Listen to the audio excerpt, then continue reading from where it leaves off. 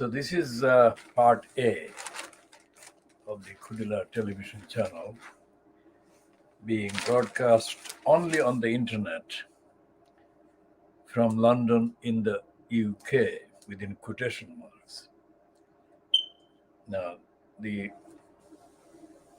time is shown as 10:15 hours GMT, but we are starting a few minutes earlier on this occasion.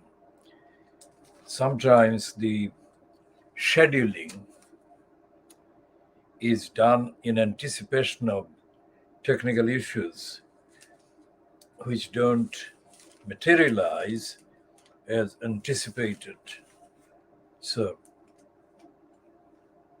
this is the financial crimes today of Monday, the 29th of November 2021. Now, this is part of the financial crimes, is part of Fleet Street, which we diagnose, world exclusive diagnosis of Fleet Street. And this world exclusive diagnosis of Fleet Street edition is starting with the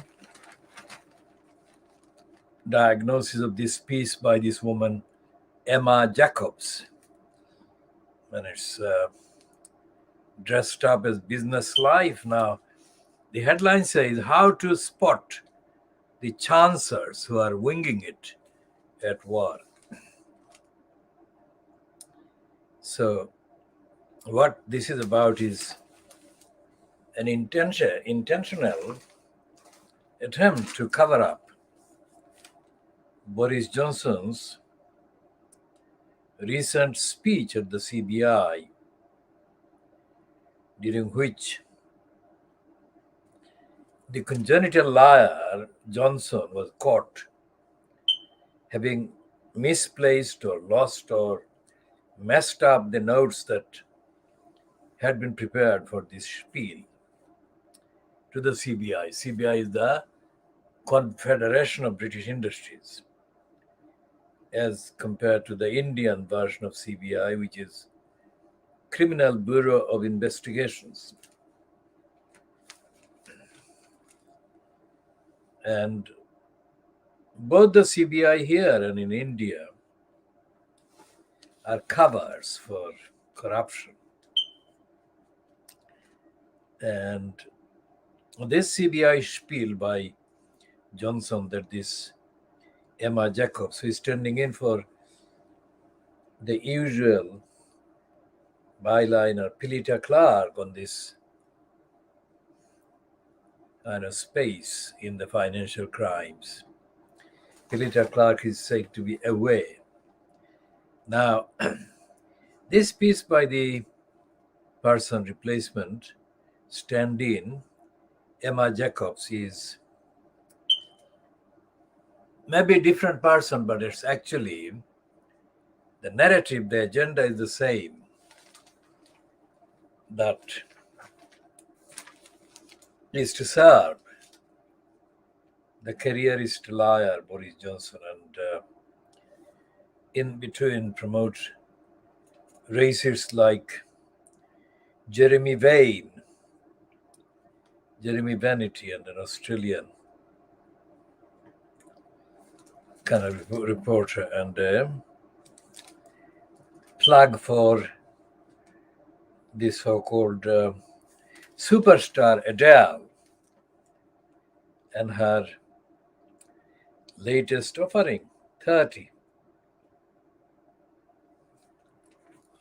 Now it admits that chaos is Johnson's shtick, SCHTICK. That is like his liability, his problem, his failing, his trademark, one of his trademark failings, let's say.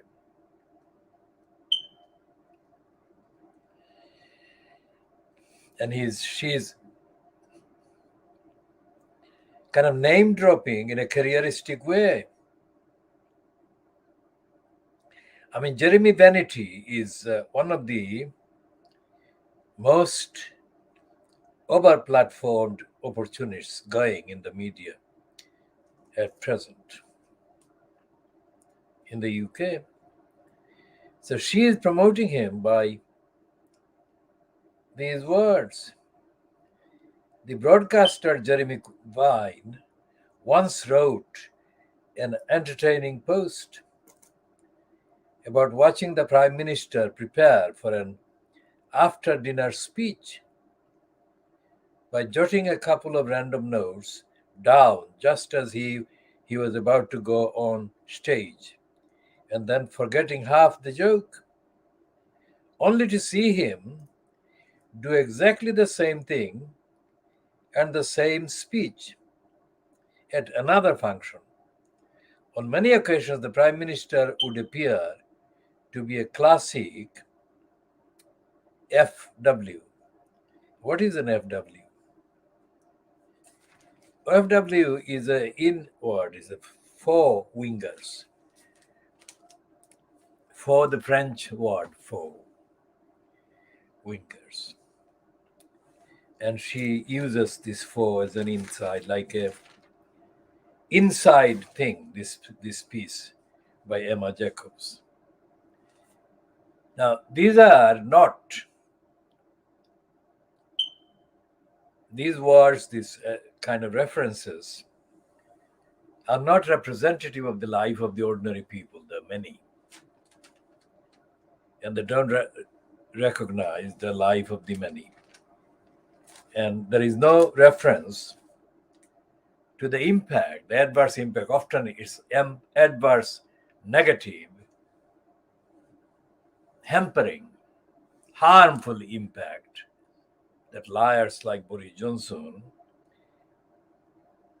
kind of cause. And she's not even recognizing the fact that ordinary people exist, let alone that they are caused the damage and detriment and brainwashing and hoodwinking.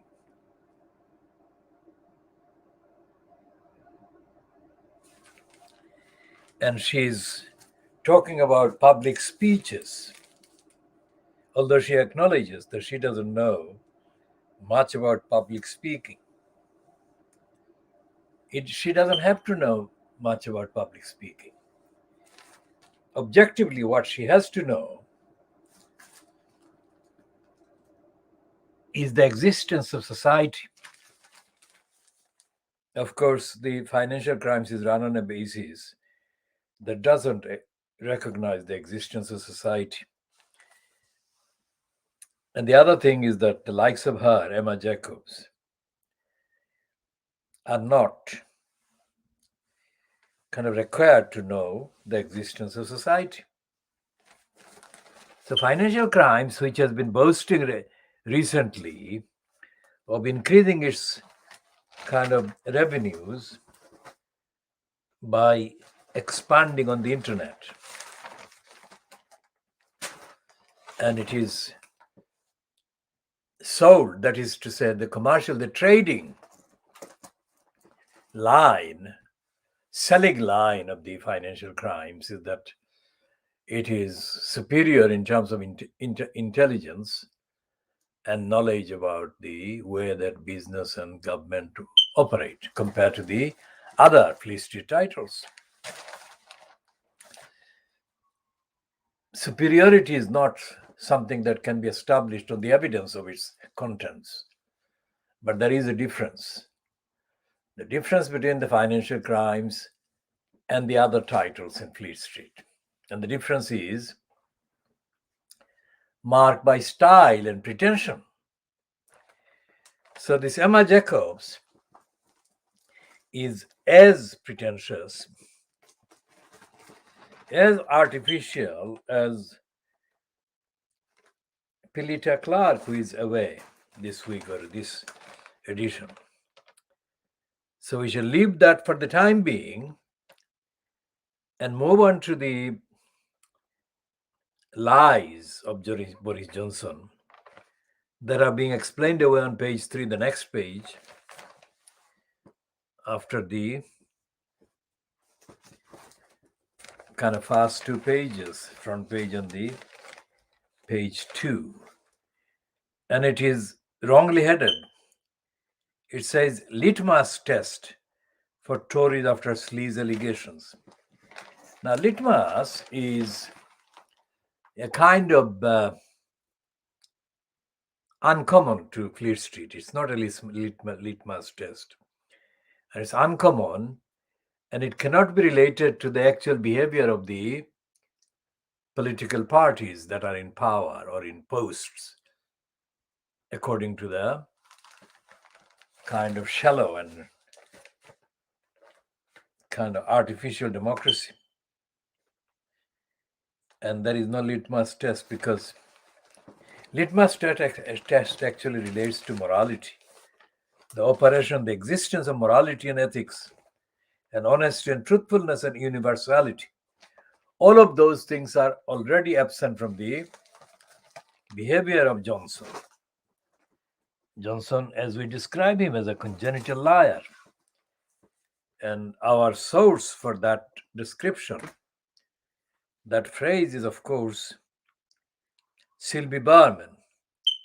Sylvie Barman was the French ambassador until the one before the current one appeared in her place and she retired.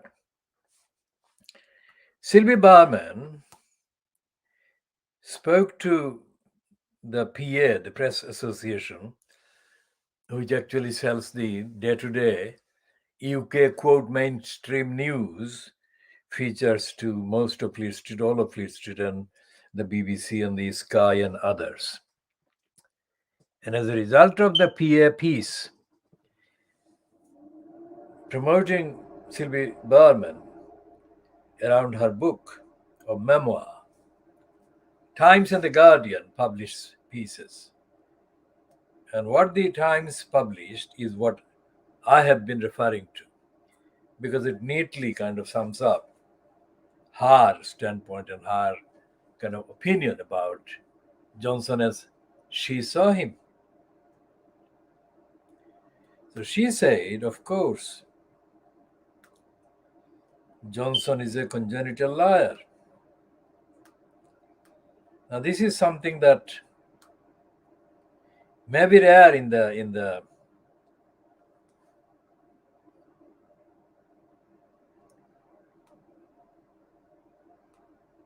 general setting framework of the Murdoch controlled times. But this one is an exceptional stylistic kind of piece.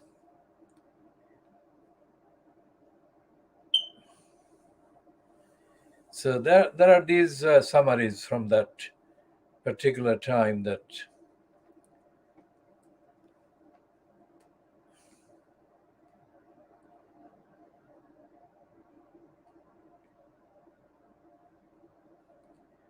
so there are various kind of outlets in Fleet Street that cover that particular claim. Now the Mirror said on the kind of 11th of December 2019, on the day of the election, that Boris Johnson is a shameless and pathological liar. He lies about anything. He lies about his private life. He lies to his friends and all the rest of it. And according to The Guardian, on the 30th of April 2021,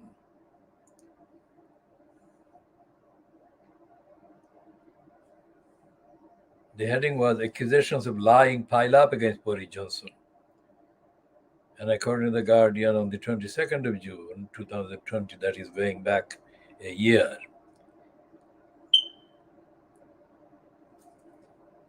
it said about Marcus Rashford, the footballer. In Boris Johnson's long history of lies, the Marcus Rashford one is the strangest. So this is written by Simon Hattenstone. And Hattenstone said on the, it's probably published on the Observer, but it says on the 21st of June 2020, it's a Sunday. Hearing Johnson feign ignorance of the footballer's campaign was like watching a particularly bad panelist on Call My Bluff. So Johnson joins a socially distanced lesson during a visit to a primary school in Hemel Hempstead, Hertfordshire. And the piece, kind of the first paragraph reads, Boris Johnson is probably Britain's most famous liar. Well, I would replace the word famous immediately with notorious. He appears to have lied in every job, at every level. But this week, when discussing his U-turn on Marcus Rashford's campaign to have England's free school meal voucher scheme extended, Johnson's capacity for deception plumbed new depths. This latest lie suggests that rather than simply enjoying telling lies or understanding that fabrication is a useful political tool, Johnson is simply an inescapable compulsive liar. And it goes on. So let's look at Sylvie Barman's kind of report on by the Times.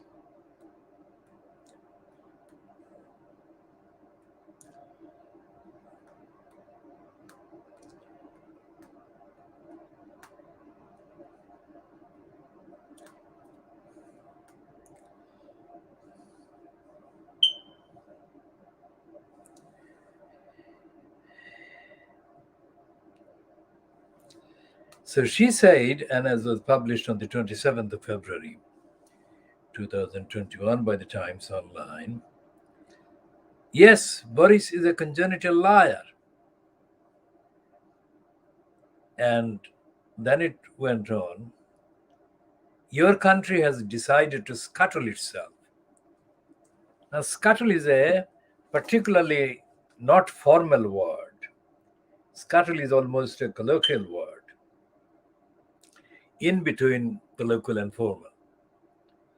The fact that she used that word shows her command of the English language as compared to her equivalent, English person, and their command of the French language, including the intricacies of the French linguistic work. Now, the Times writer Charles Bremner writes, it's not every day that the ambassador of one of Britain's closest allies, would you believe that that is true? I mean, looking at the exchanges between Johnson and Macron in the last week, the last 5 days following the massacre of the migrants, you would think that the two countries have been at war for the last 200 years. It's not every day that the ambassador of one of Britain's closest allies calls the Prime Minister, that is, British Prime Minister, a congenital liar. Sylvie Berman, who was until 2017 France's envoy at the court of St. James's, is amused by the fuss in London over her portrait of Boris Johnson as a clever but reckless opportunist with no regard for the truth. Johnson, she wrote in her new book, Goodbye Britannia, lies to embellish reality, lies as a game, but also as an instrument of power. A shower of Brexiteer wrath has been lobbed back across the channel this week. I have come in for some usual stuff. Without us, you'd still be under the Third Reich and so on, Berman says, talking in her flat in France. Now, Johnson is a congenital liar is an absolutely perfect summary. And it is made even better. Almost a piece of literature, art, when she says, and your country has scuttled itself. I mean, that is beautiful. I mean, it's not powerful, but it's beautiful because she is not kind of risking her career or speaking on behalf of somebody else. She's speaking for herself, like the other Times kind of sketch writer who is now no longer in that post. This Canadian woman who used to be Times political sketch writer. She has got that kind of particular style. So Sylvie Berman and this former political sketch writer on the Times, whose name I shall produce an update on. These are rare kind of contributors to the Times, either directly or indirectly. The majority of the Times contributors and writers, commentators, and their equivalents on the Financial Times, the Daily Bribing Boriska, and the Guardian, and their Sunday equivalents, they lack the stylistic kind of appeal, if you like, that actually appeals both to the intellect and as well as the aesthetics or aesthetic view of the society. Now, she has, in my view, immortalized herself by saying that Boris Johnson is a congenital liar. Because I'm discussing this woman's piece on the back page of this Financial Crime, this Emma Jacobs, who says that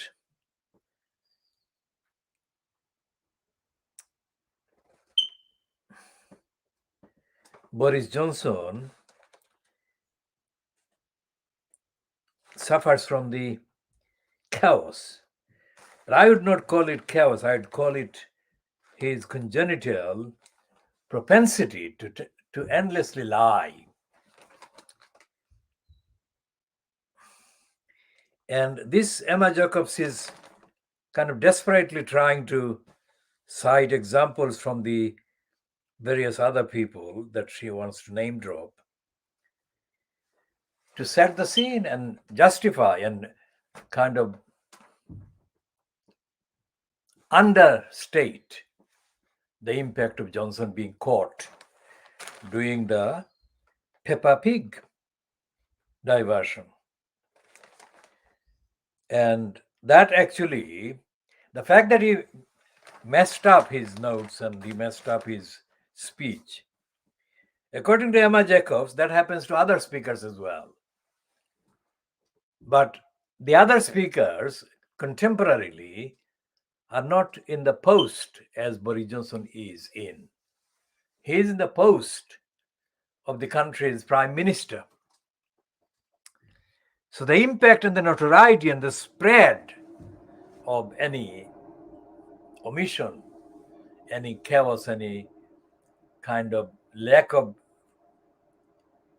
function on the part of the occupant, incumbent in the post of the prime minister, is incomparably bigger, wider than anybody else, no matter how intelligent the others might be, how solemn the others might be. And she is missing the point there. And it's not an incidental, accidental omission on her part, Emma Jacobs in the Financial Times today. You are watching the program that is called the World Exclusive Diagnosis of Fleet Street. Anyone watching this for the first time needs to know that no program or any platform exists that has any similarity with this one. Not only in terms of length and the depth and the uniqueness, but also in relation to the actual delivery of the forthright delivery of the truth, objective truth. This program is not linked with any ideological platform or organization, and it is not funded by anyone, and it is not funded most certainly by any organization, group, or secret or otherwise. This program exists as part of the campaign, as a part of the movement that I have been involved in setting up and running for decades. To tell the truth, it may sound simple, but it is not. Telling the truth is the most difficult kind of demand and difficult task, given the various interruptions, diversions, obstructions, obstacles, handicaps, and hindrances that are placed in the way to stop the truth being told. But on the other side, the vindication of the truth is its own reward, if you like. Telling the truth is the reward of the struggle and the obstructions and the various losses that are imposed against the teller of the truth. So, this is the one that will last. This will last longer than anything else. The liars confect. Liars, of course, including the liar Boris Johnson. So she says, she talks about it's a kind of personality. She doesn't talk about morality. She doesn't talk about ethics. She talks about personality.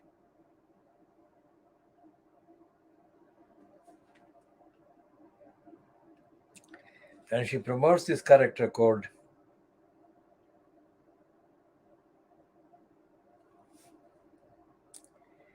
Chamorro Premuzic. I should check the origin of that name. And she has name dropped him several times in that particular piece. Now, what is lacking is that she doesn't refer to the impact on the lives of real people, of liars like Boris Johnson being in posts like the post of power in terms of the framework of the state. He's an evildoer. Johnson is an evildoer, and his entire cabal are complicit.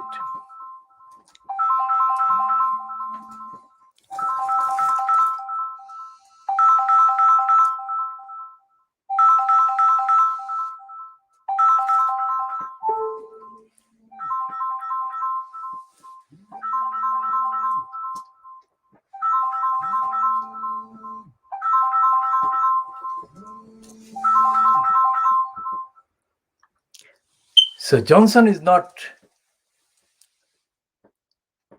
alone in the operation of the corruption that he is fronting. So when he says that Britain is not a corrupt country, which is what he said recently, this is actually contradicted by the evidence. Even the financial crimes cannot deny, conceal. So, for example, here is the financial crimes today, Monday, the 29th of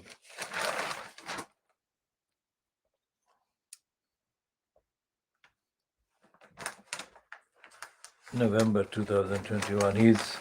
Here is the piece about fraud. Yes, this is on page 2. And it's completely wrongly headed because the subject is supposed to be construction. It's not construction, it's the whole big business itself that is affected by this fraud.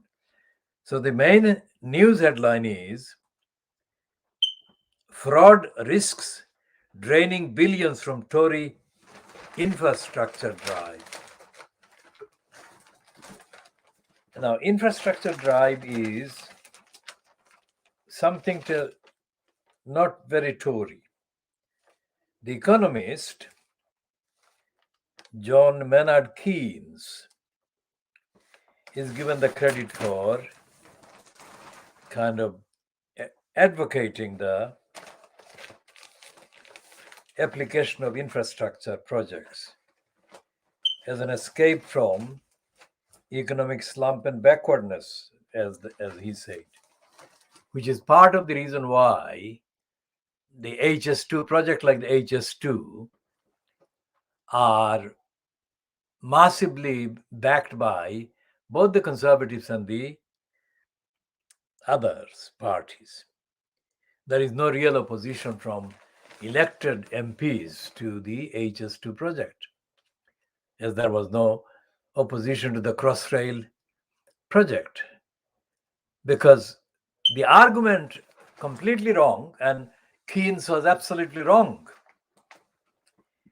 Keynes was a philosophical fraudster because he said that embarking on big infrastructure projects could solve the economic kind of, quote, backwardness that a state was suffering or going through. Now, that was a lie. It was not going to solve the problem. It was going to hide and disguise the problem. And looking into the fallacies that have become accepted as virtues based around Keynes, you can see that Keynes was perpetuating as well as perpetrating other lies that capitalism depends on. By definition, capitalism is the robbing of the many by the few. And this is something that the Financial Crimes, whose editor, Lebanese born and Lebanese Muslim brought up editor, boasted about Financial Times being the Bible of capitalism. I mean, ordinary people, most of the many won't see the Financial Times ever in their hands. Because for a start, they don't have the money, because the Financial Crimes is nearly £3. £3. Now it's £2.90 is it, £3. Channel Islands £3.20 and Republic of Ireland £3.20.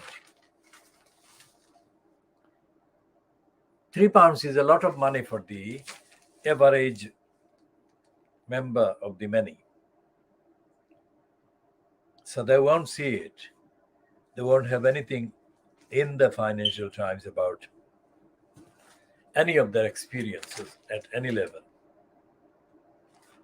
which is why people read, quote, newspapers. They need something that they find in there. And the page 3 of the Financial Crimes is talking about litmus test for the Tories after Slea's allegation. Now, this is about the by-election that is due to take place in Old Bexley and Sidcup constituency this week. And the by-election is being held in the event because of the death of James Brokenshire, who was a very close ally of Theresa May's. And the litmus test is again elevating the political behavior of the many and the political behavior of the scum party led by the congenital liar Boris Johnson. Litmus test is almost kind of theological. It's not banal, secular, opportunistic grab or grabbing.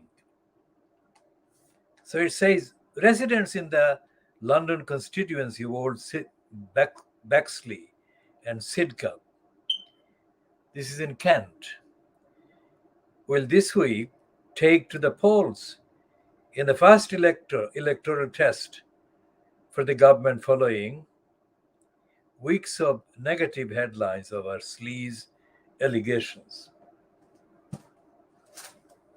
Now, it doesn't say sleaze, full stop. It says sleaze allegations. And again, that is because in the writing of the subheadings, which is normally traditionally done by what is called sub editors, is done in accordance with the guidelines, the in house style and in house policy of the time. And the in house policy of the time now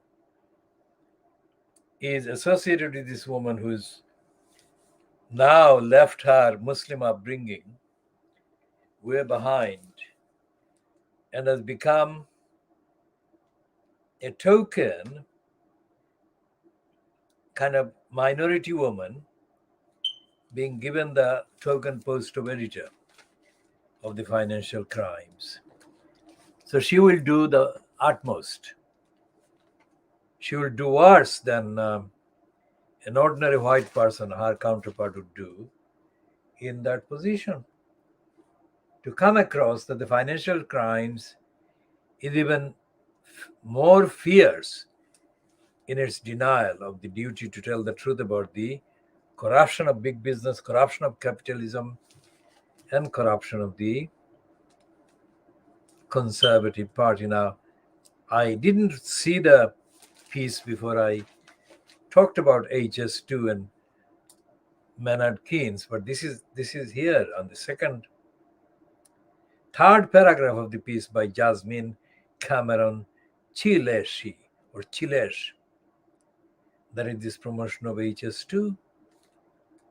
Boris Johnson has this month come under criticism after revelations several of the government's Tory backbenchers earned millions in additional income from second jobs, and concerns surrounding changes to social care reforms and cutbacks to the HS2 rail project. Anyone who knows about the actual use of railways in this country of the last 30 years, anyone who knows about the current use or the level of use of railways, and anyone who understands the predictable, foreseeable kind of use of the level of railways would know that the HS2 needs to be scrapped because it's nothing to do with Johnson. HS2 was not a Johnson plan. As I said before, it's a Labour Party project mainly done in 2008 and 9. Well, it was 2008 and 9, it was very much Gordon Brown's years.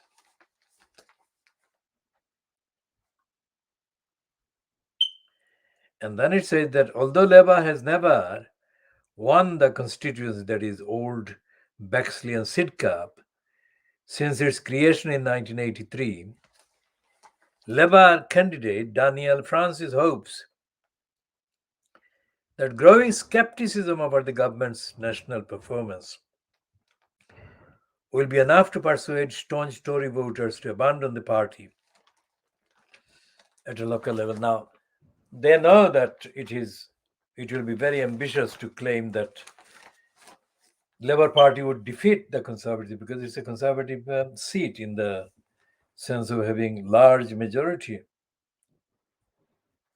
Now, what this Daniel Francis is being referred to as saying is that enough Tories will vote against the Tories. That's the maximum that can be expected at this stage, 3 days before the actual polling.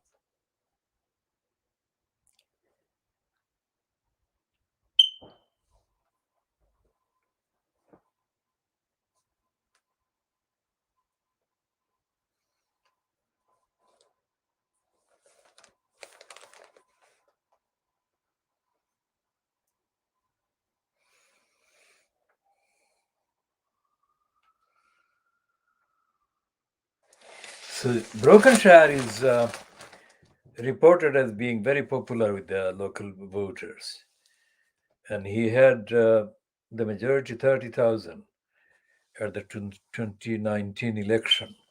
So it would be very difficult to predict that 30,000 majority would be overturned by Labour or any other opponent of the Conservatives. The maximum they are able to say is that the Conservatives will lose votes. That's the maximum they can say. But this is not the part of the country where new members of parliament emerged with the votes of Labour supporters in the past. Now, we cannot discuss all of the Brexit kind of role and impact on the 2019 election. But several things happened during the years that Jeremy Corbyn was in the post as leader of the Labour Party, and it was parallel to the years of Brexit. And Corbyn was the wrong person to be in the post there. I cannot see from the list of current MPs who is the fit MP that could have actually led the Labour Party narrative intellectually, basing on the evidence of the dreadful disaster, economic, social, and international, that Brexit is and is going to get worse. Even when,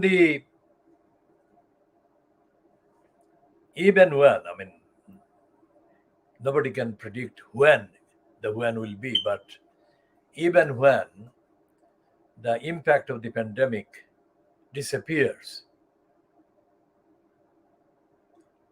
the impact of the Brexit on the economy, on the connections, on the market will be formidable. It's not because of any ideological reason, but the European Union membership by the UK was nothing to do with politics. It was an economic, capitalist framework, of course, but it was an economic necessity. Because everything in economics at the kind of medium level works best with cooperation and with standards and with minimum hassle and minimum kind of recrimination. With Brexit, the UK's first kind of port of call in the continent, in the mainland, is of course France. And as the French fishermen and French ordinary workers have been showing, and France has politically far more active members of the trade unions than is the case with the UK. So the French workers, regardless of the ideology driving the presidency,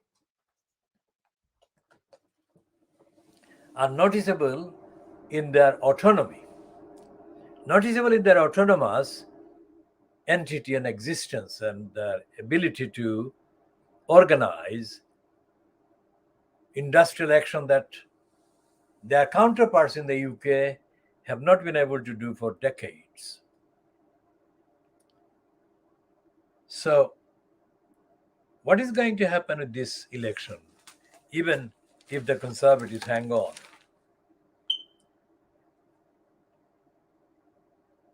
The impact of Brexit, which is a pack of lies and pack of denials, will continue to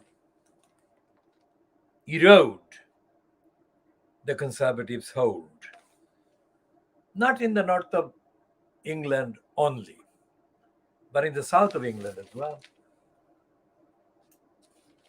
Because the south of England, like the Kent and Surrey, are the kind of areas of entry into the UK mainland in relation to the continent and the continental mainland. So if there is a long kind of queue of lorries or the long absence of transport affecting Kent and Surrey, the impact literally, physically, across the rest of England will be phenomenal. And there is a temporal, that is to do with time related kind of length of time over which people who kind of voted for Brexit can be expected to tolerate the losses that will be caused. But they won't be even able to remember what they did in the lunacy in supporting Brexit when the poverty and the lack of stock in shops hits them. And that is not obvious. That recognition is not obvious in this piece by the financial crimes. This piece is pretending to be like the sun, but it lacks the substance.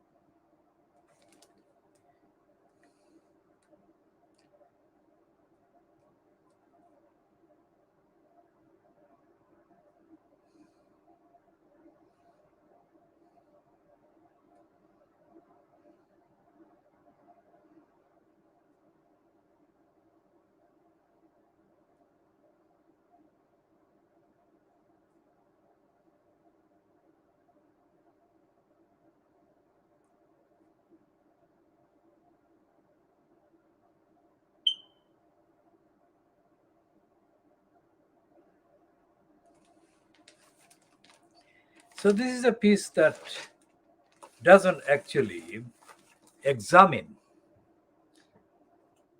the sleaze, the corruption, and the international comparisons. This is as I say, it's a heading, and the length of the piece is designed to kind of put the Labour and the Tories at ease without really examining their corruption and their criminality. And there is nothing in the piece about the massacre that took place on Wednesday in the Channel.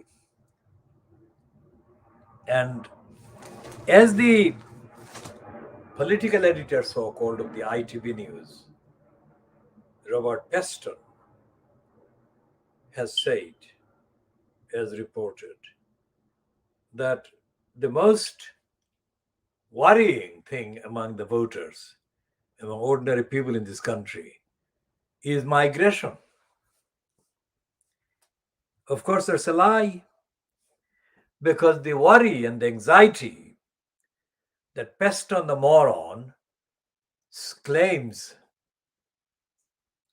is not a voluntary, empirical, evidence-based, fact-based event or phenomenon. It's a kind of scare story that is spread daily about this country being invaded by migrants and asylum seekers, which the most stupid among the electors and the conservative supporters, quote, the right-wing voters, actually take the cue from. They don't have any independent evidence whatsoever. They never had, and they never will. which strategically is the point that I always make about Keir Starmer. There is an open goal, there is an opening, if you like, for anyone substantially critical of the Conservative Party and the Conservative regime to score dozens of goals, if you like, every single month. But Starmer is not doing that. The reason why Starmer is not doing that is not because he is not aware of the opportunity to score goals against the Conservatives, but because Starmer is himself a Conservative. That is the problem. And you cannot have two parties, two of the main parties that are ideologically the same, which is what is happening here. And then when you talk about the Greens, you have only one MP, Green MP, and she has never been substantial. Caroline Lucas was a member of the European Union for a very long time, and she was not any good at all. What do I mean by any good? I mean, when she was an MEP, two of the nasties were also MEPs, one being Nigel Farage. And every time that Farage spieled in the European Parliament, he told lies and he fabricated and he exaggerated. And Caroline Lucas didn't come anywhere near exposing Farage. But without any doubt, Caroline Lucas is an opponent of Brexit and is a supporter of the idea of the UK being still in the European Union. That is true. Not only did she fail with Farage, she failed with Daniel Hannan, who is as bad as nasty Farage. So that is Caroline ridiculous. The Labour Party had MPs, many MPs at the same time in the European Union. None of them made any point. None of them made any substantial point in exposing the lying Nigel Nasty Farage or Daniel Hannan.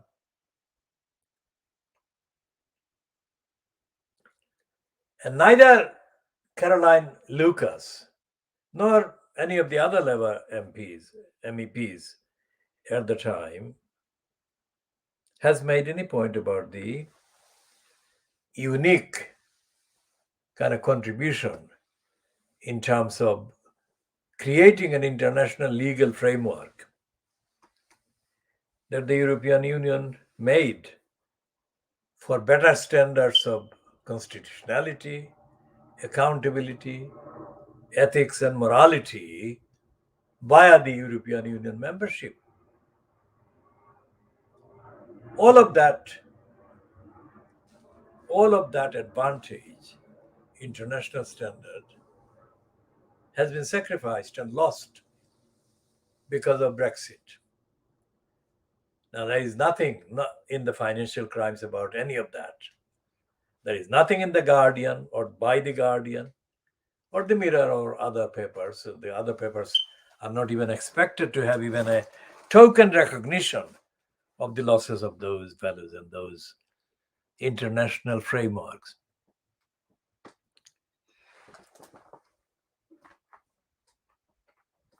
So what has happened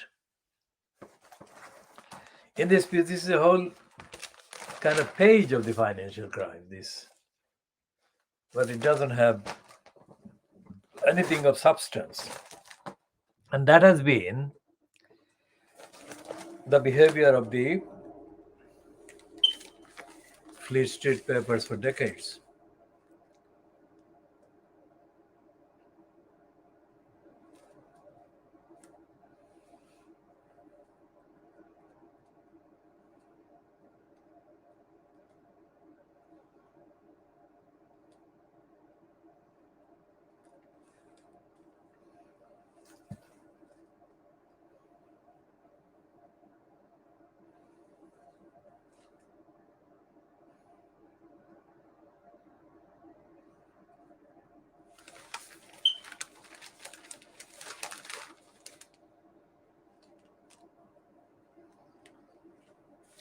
And this is a right-wing kind of article.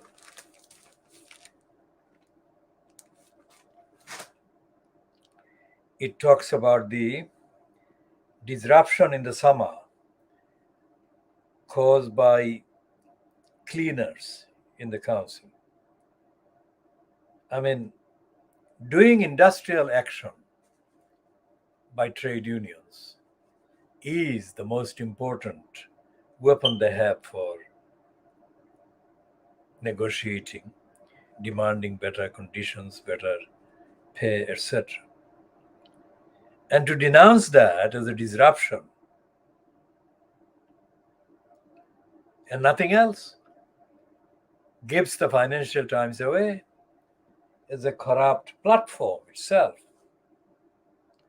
and so on. So we shall be assuming the Financial Times to be doing the same thing in every respect, every other respect. And when it has the editorial about the new variant of the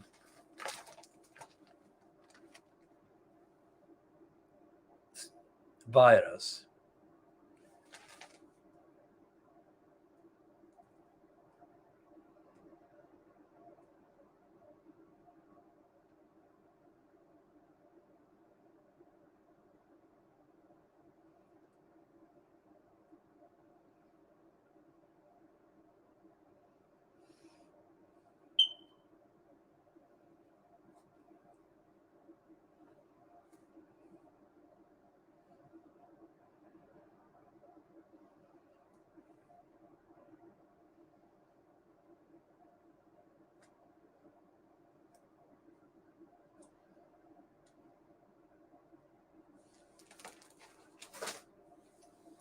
this editorial about the lack of sharing the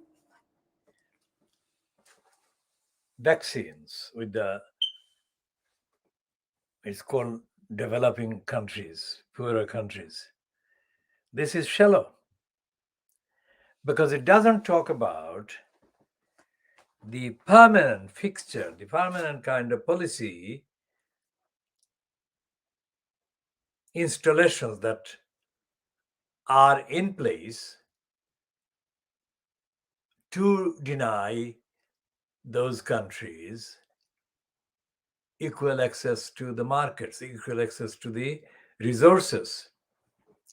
And it doesn't talk about the massacre of the migrants and the reason behind the massacred migrants' decision to take the risk that they did take and that have taken and others will be taking. And that is the status quo of Fleet Street is lying in denying. And that is bound to continue. Now, in the Daily Star, which is a infantile kind of paper that is edited apparently by 5-year-olds,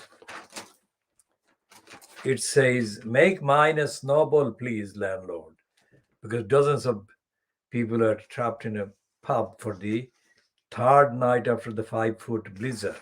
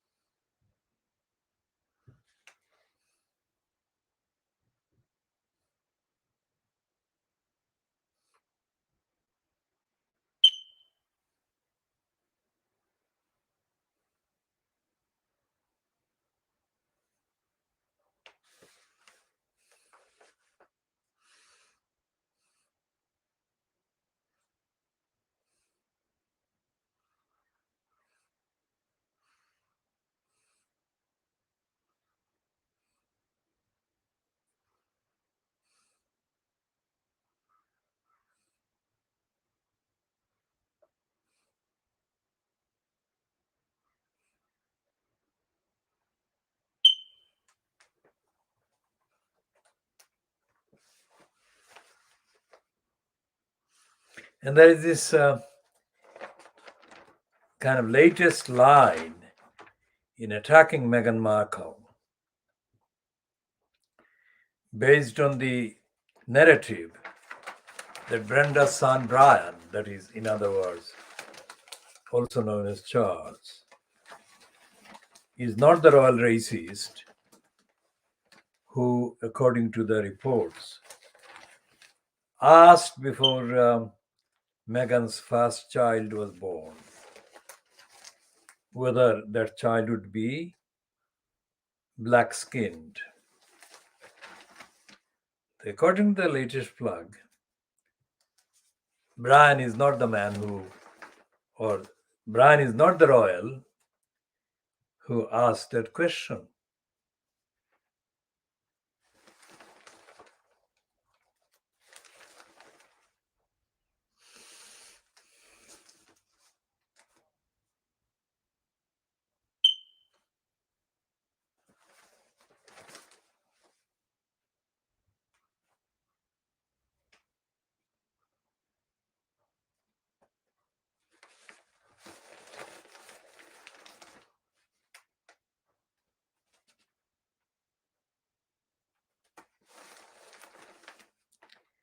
Now they are saying that Brian is or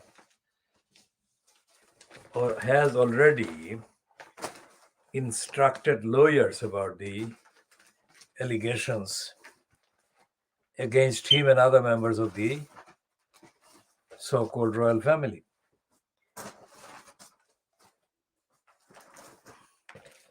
Now, you don't kind of instruct lawyers to sue your own family.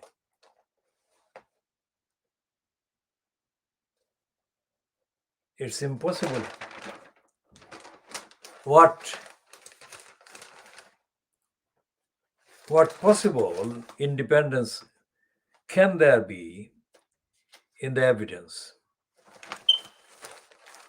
about any member of the royal family being described as being one way or the other? I mean, families are, despite the fact that many can be estranged and many can be physically remote from one another, family's definition is to do with the other factor, that is the kind of connection of blood and genetic kind of peculiarities. And to call lawyers or to threaten lawyers or threaten the other side of the family with lawyers or legal action is doomed to fail for either side. But that's what Brian is being kind of reported today in the Fleet Street papers, that he has instructed lawyers to deal with this latest allegation.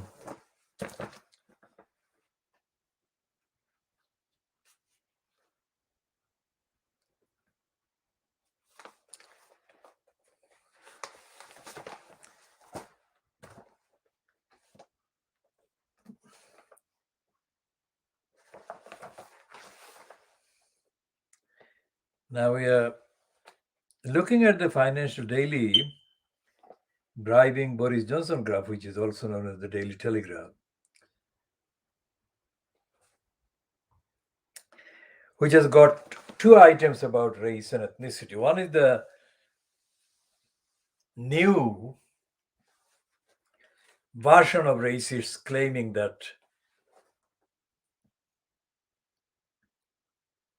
Michael Vaughan, who was sacked by the BBC after the Azim Rafiq revelations, that Michael Vaughan should be reinstated. And the other one is about the migrants. This is a piece that suggests that A survivor of the Channel boat tragedy claimed migrants phoned both French and British police forces, but their pleas for help were ignored, leaving them to drown. Now, this is the first admission that they were massacred, which is what we have been saying from the beginning.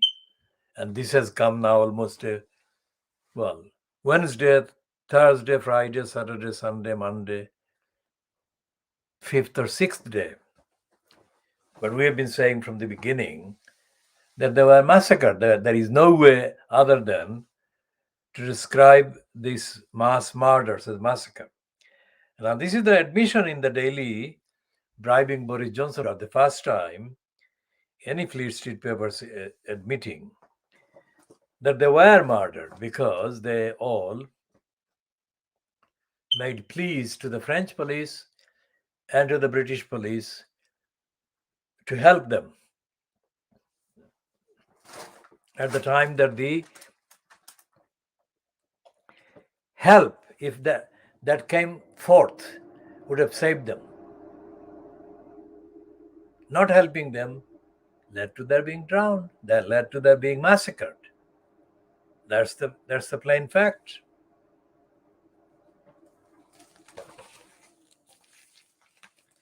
So they're saying in that piece, one survivor has spoken based on whose evidence this piece is written. And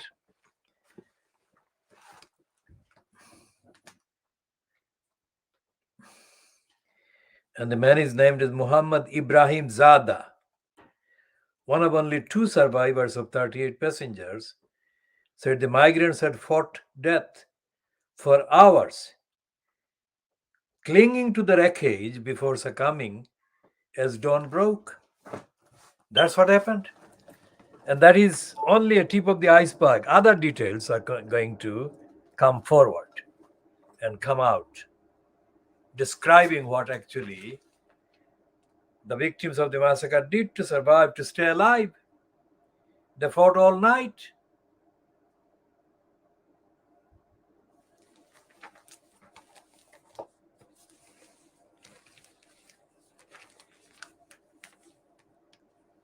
But this is not being covered by the main racist tabloids in Fleet Street. This is not given any coverage on the front pages or on the main pages, or even in the Financial Crimes.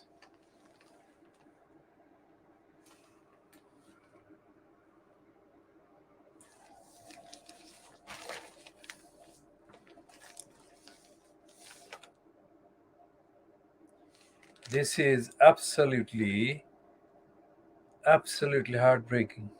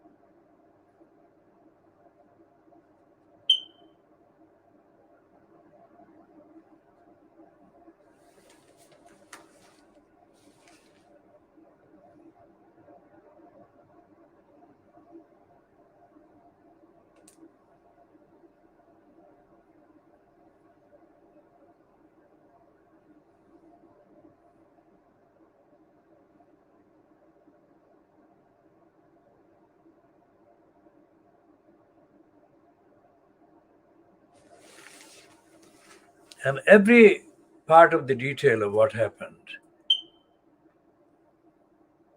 as they were massacred, as they were left to sink, that every detail will be shocking, heartbreaking.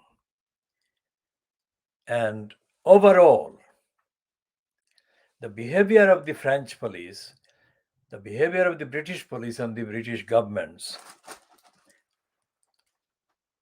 cannot be described as anything other than crime, criminal behavior. Anyone who doesn't know about the international treaties, countries like France and the UK are signatories. They've signed various treaties, various agreements, declarations. And in this context, especially the Refugee Convention, dated 1951, which was ratified during the next few years. And the Refugee Convention, as Camilla Cavendish remarked in passing in her piece in the Financial Times on Saturday, that was passed in an atmosphere very much kind of laden with the influence of the war, so-called Second World War, just ending a few years back.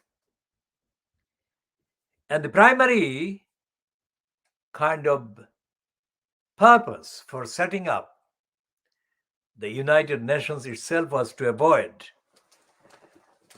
the genocide, the massacre, the violations of humanity and human rights that had been witnessed during the years of the war. And that was the determination. And significant participants in the drafting of the founding instruments for the United Nations included a number of British campaigners, politicians, etc. And yet, none of these is being referred to even by The Guardian. And the only way to stop the massacres and the genocidal behavior repeating themselves against the victims of the conditions in their own countries that force them to seek asylum, is to go back to the instruments, the declarations, and to save the lives of these people. And this is not being done. Every commentator, everyone who is kind of being reported in the Fleet Street papers and similarly on the social media as being authoritative and being responsible, is talking about the loss of lives and the deaths of the people, but they're not talking about the genocide. They're not talking about the situation that has been created, that has been caused in the countries of origin, caused by the wars and caused by the roles played by the British, the French, the German, and the Americans in those countries, in Africa and in Asia. Topically, most of the people are from the Middle East, but contextually, they are not. Because the differences in the bad condition, the worst conditions in their own countries are not permanent. The differences disappear. And more countries become like one another in terms of the unfitness for human existence without violence to them, without deprivation, without hunger, poverty, famine, exploitation, and so on. And none of these speeches or none of these kind of statements is acknowledging any of that. For example, Alistair Campbell, who was the propagandist for Tony Blair, tweeted that the speech in the House of Peers in the last kind of 2 days or so, weekdays, whatever, by a man called K-E-R-R, He said that that speech was absolutely brilliant and it would take only a few minutes and people should read it. Before that, the Australian born woman, Natalie Bennett, who for a period was the leader of the Green Party in this country, made a tweet praising the same speech. Now, her praise is shallow, as is the praise of Alistair Campbell, because the actual content of the speech by this car does not recognize any of the things that I have been talking about. And not me only.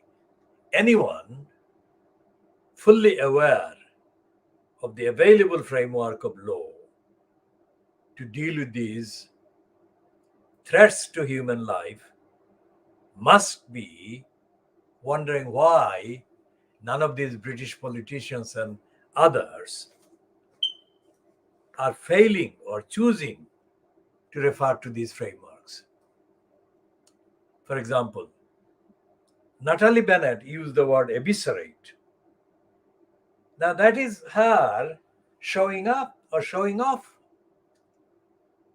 It may be appropriate in terms of the actual level of obscure remoteness in the House of Peers.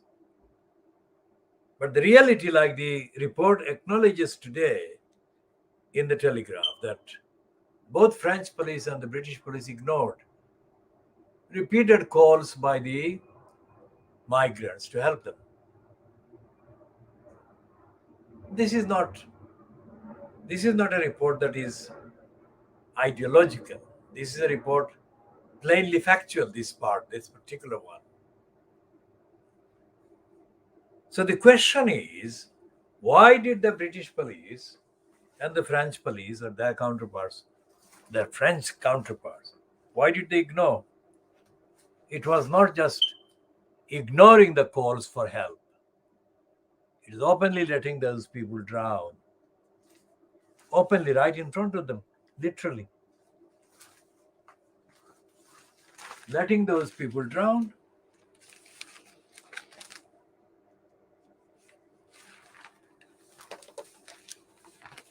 So this is the piece in the Telegraph on page 2.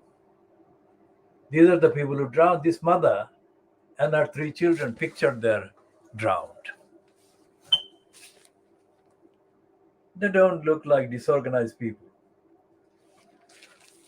So this is page 4, not page 2. It says, we called UK police and French police. That didn't help. This is the daily bribing Boris Johnson graph. This mom and her 3 children in the picture were there and they drowned. They were murdered, they were massacred.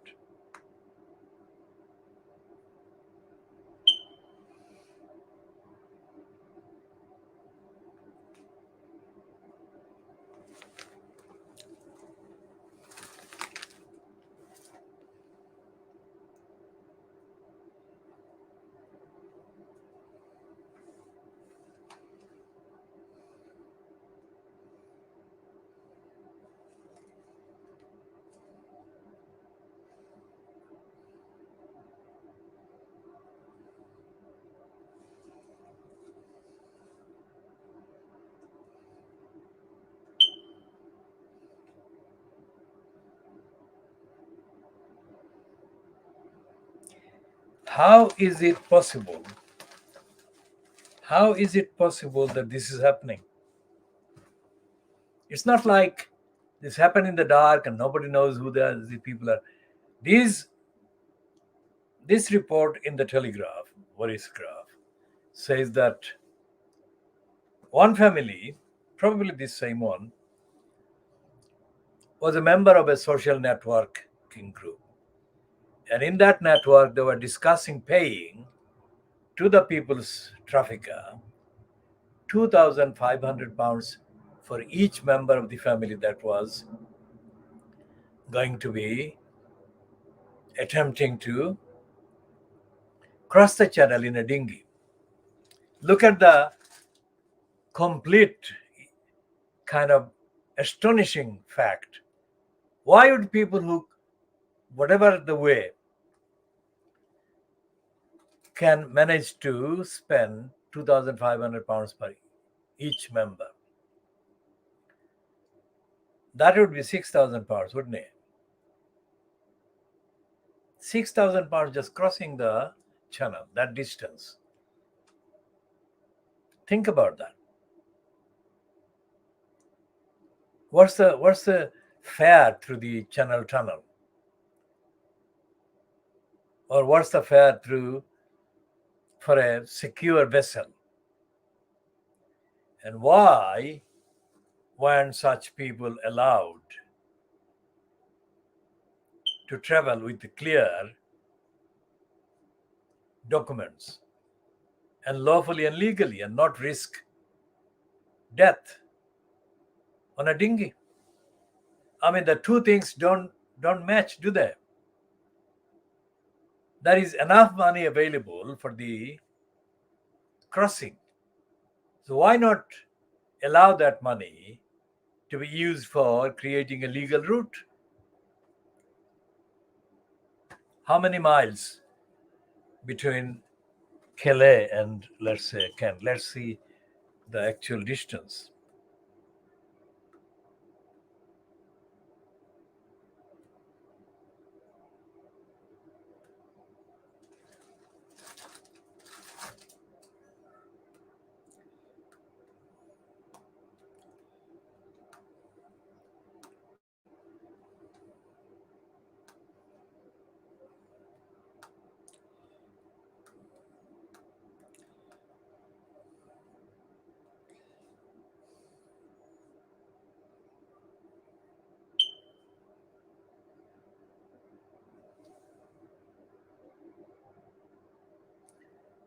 So this is 1 hour 32 minutes, and it's by Channel Tunnel.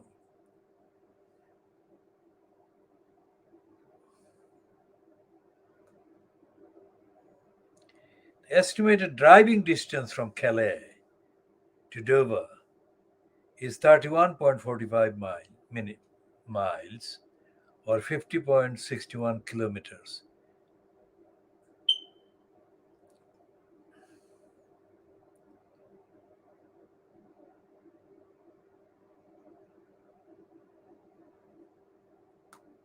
So 32 miles, let's say,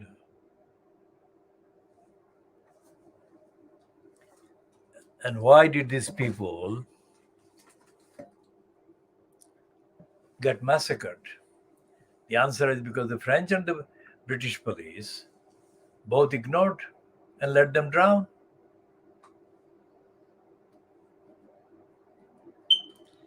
And the other thing that the particular source of this story in the Daily Borisgraph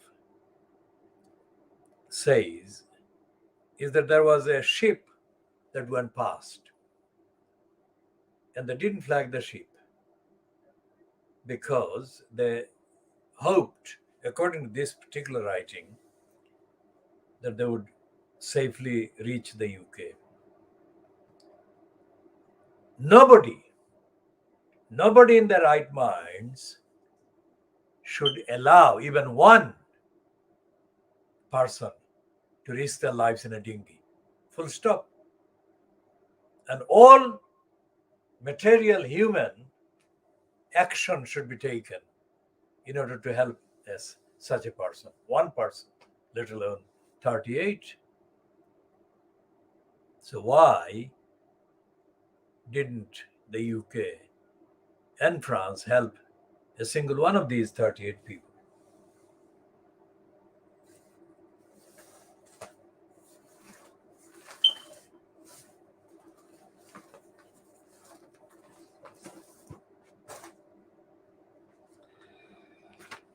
Now, whatever the final kind of resolution to this bogus dispute about whether Brian is a racist, royal racist, or not. This should not be on the front page. This should not be in the news. It should be the massacre of these people that should continue to be on the front page.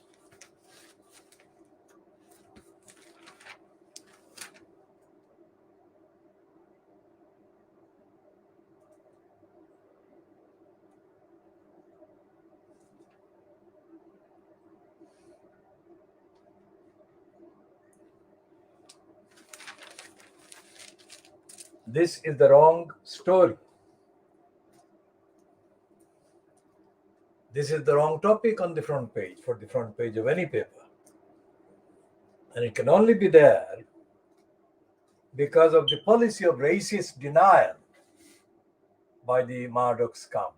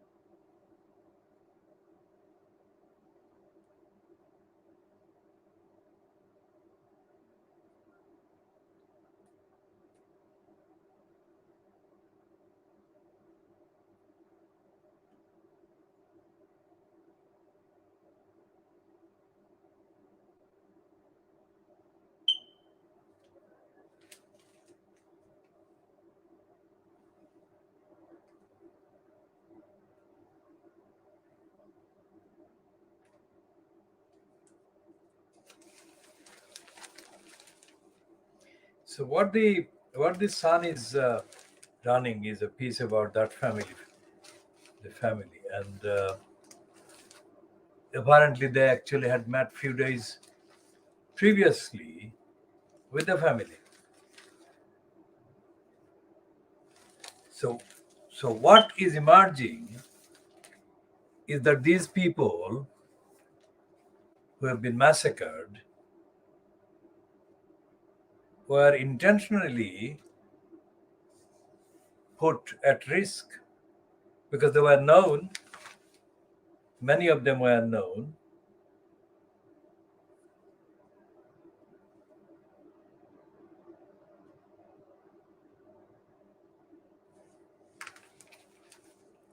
and it's absolutely, this is what they are saying, and they're not talking about the law.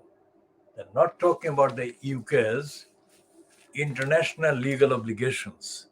What they are doing instead is promoting Priti Patel's anti-migrant, murderous propaganda that suits Boris Johnson's lying.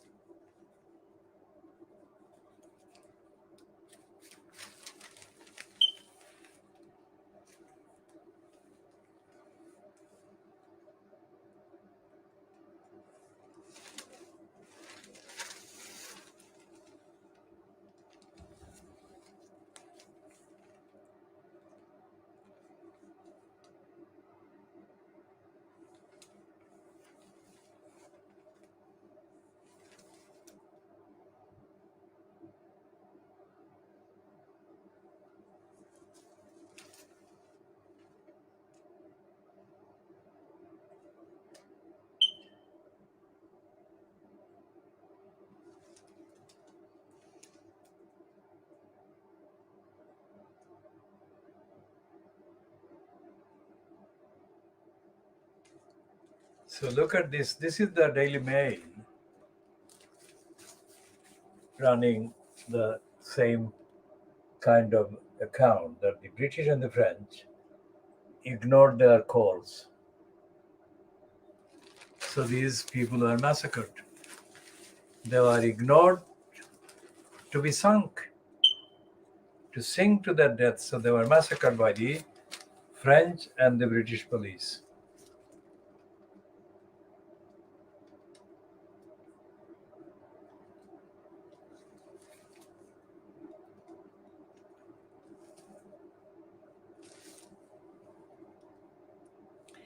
And the Daily Mail's editorial on page 16 today is continuing to blame France and not blame Britain.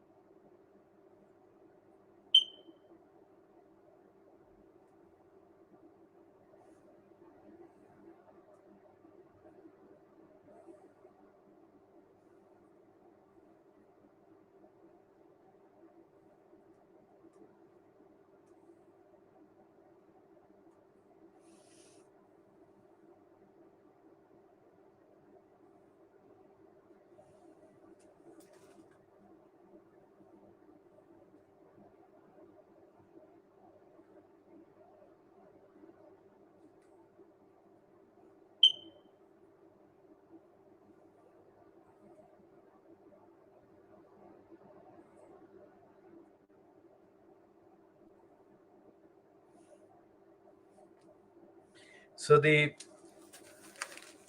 daily Boris Johnson lying Daily Mail and its lying Andrew Pierce is desperate to recruit anything and anyone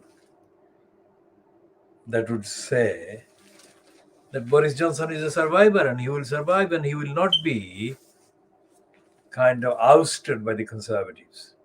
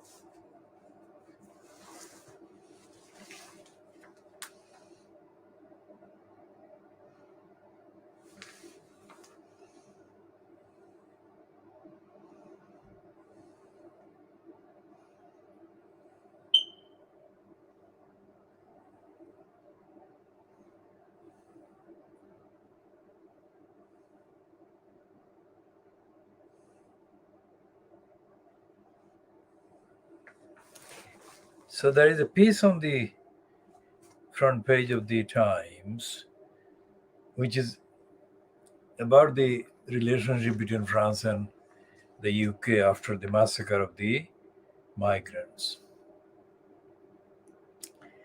And the heading is, "We won't do a deal with UK over migrants," insists France. Then again, there is no sign in that piece of even the existence of the United Nations, let alone any action.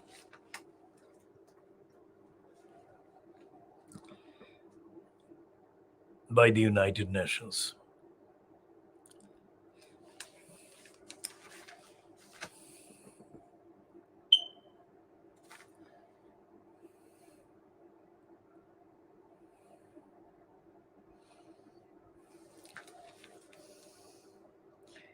And it says, France has rejected Boris Johnson's call for an agreement to return migrants crossing the Channel, accusing Boris Johnson of exploiting the crisis for political purposes. Gérald Darmanin, the French interior minister, that is pretty like the Home Office, told Britain that any deal on migration would have to be done with the European Union, in a blow to Johnson's hopes of a quick Franco-British agreement. Now, remember what I said about the Brexit. This is the kind of thing that will undo Brexit. It is already undoing Brexit.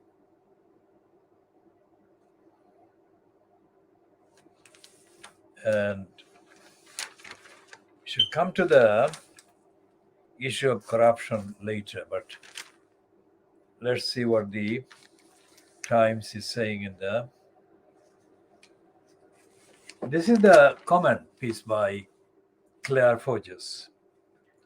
And this one is headed, this is a rare piece as well, this heading: Johnson sowed the seeds of French hostility.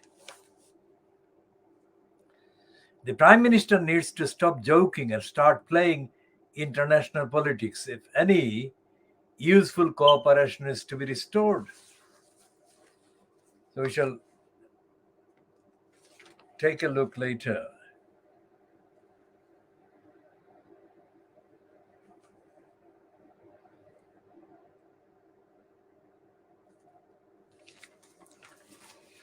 Now the mental slave, Trevor Terrible Phillips, has managed to find a kind of plausible headline. And the mental slave is saying the urge to cross borders cannot be suppressed, and the detail in the subheading reads, however strict our laws, people will continue making perilous journeys in search of a better life.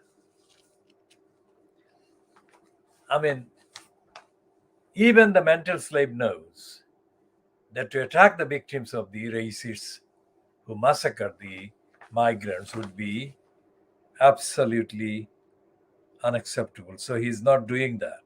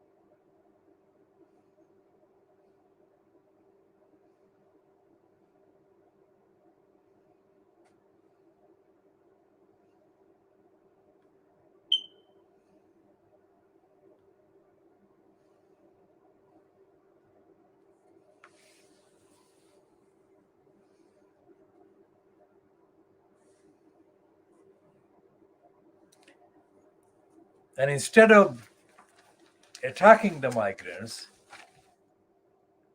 the criminal, mental slave, Trevor Terrible Phillips, is recognizing his own family, his grandmother, his grandfather, his own father, etc.,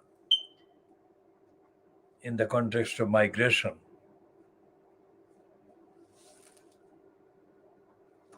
We should talk more about that in due course, not necessarily in this part or in the immediate future.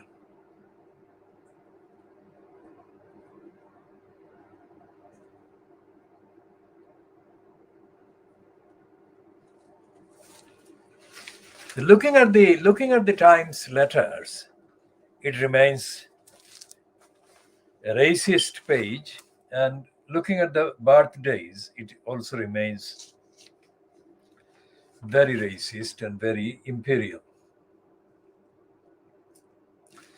So what I'm saying is that the massacre of the migrants on Wednesday was not a one-off. There have been other massacres, other obstacles and other deniers. The main thing is that Little England does not recognize the rest of the world.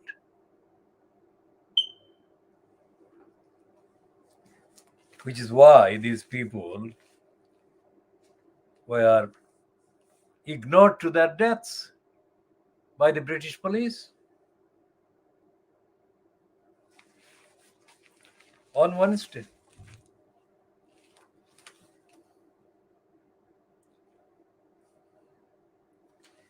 And there is this endless promotion for this criminal, racist criminal, Jeremy Clarkson. Every organ in Fleet Street is giving some kind of one-page promotion to this racist denier.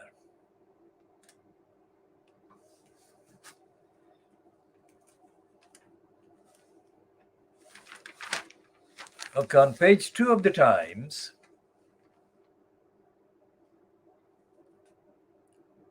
there is an unprecedented piece. It says the Labour Party is alive. And it says that the Labour Party is proposing watchdog to purge Parliament of corruption. Now, Labour Party and corruption are not strangers. Labour Party is as corrupt as the Conservative Party. The Labour Party has been as racist as the Conservative Party.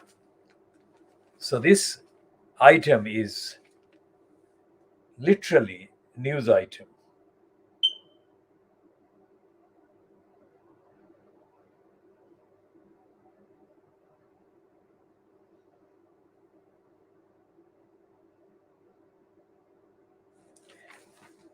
And it's not really true.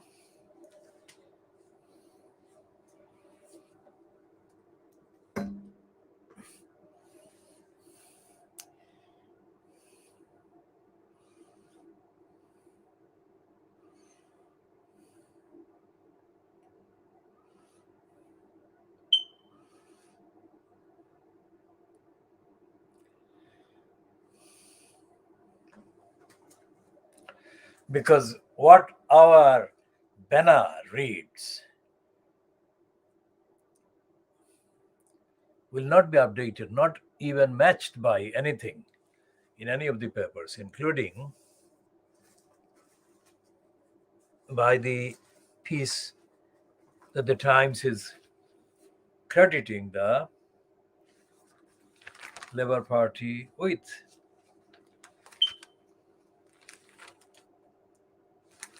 Remember, this is the racist scum kind of doing the shoring up of the image of Brian and saying that he's not the royal racist who said whether Meghan's first child would be black. or black skinned. I mean, looking at Meghan Markle pigmentationally, it is not obvious that she is black. There are women in the UK who are of white origins who look less light skinned than Meghan. And Harry is not black skinned either. So, what was the basis of any query by anyone, whether it's by Brian or somebody else, as to what color, what skin color their child would be? Very, very, very remote possibility that a child of these two people could be anything other than white. So the fact that that was even an issue shows that racism exists in the royal family. That's the point. Not whether it was Charles or Kate or Wills or anybody else in the family. So let's look at the page 2 of this column, talking about the massacred migrants. And this is an attack on the French Home Secretary,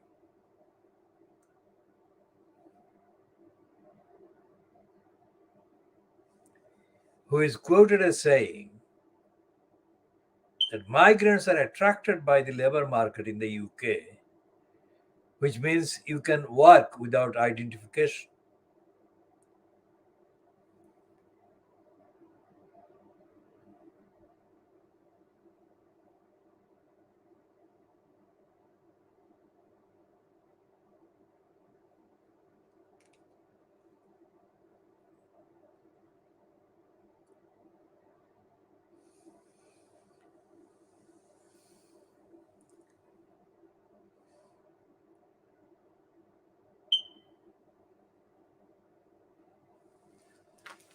And it says that the migrants are coming to the UK because the UK has economic attractiveness that attracts the migrants. So what he's saying is that these are migrants, these migrants are economic migrants, that they are not seeking asylum because of human rights needs. So instead of talking about the obligations both Britain and France have to observe and to uphold the treaty obligations, that the treaties that they have signed, both France and the UK and Germany and other countries, the scum is saying that there is total contempt for those obligations by both the UK and their French counterparts or opposite numbers. Now, seen that with the piece in the Daily Bribing Boris Graf that both French and British police ignored the direct pleas for help made by the people who soon sank because the British and the French police ignored them. And the British police told the migrants that they should contact the French police. And the French police said that they should contact the British police. Now that is evidence of aggravated negligence and murderous negligence by both the British police and the French police. And these people should be immediately put on trial for crimes against humanity. That is what we have been saying from the beginning. Or we've been saying from the beginning of the evidence emerging roughly of what both the French and the British police did, or the French and the British police and the authorities did in response to desperate cries for help directly made to them by the victims of the massacre that took place immediately.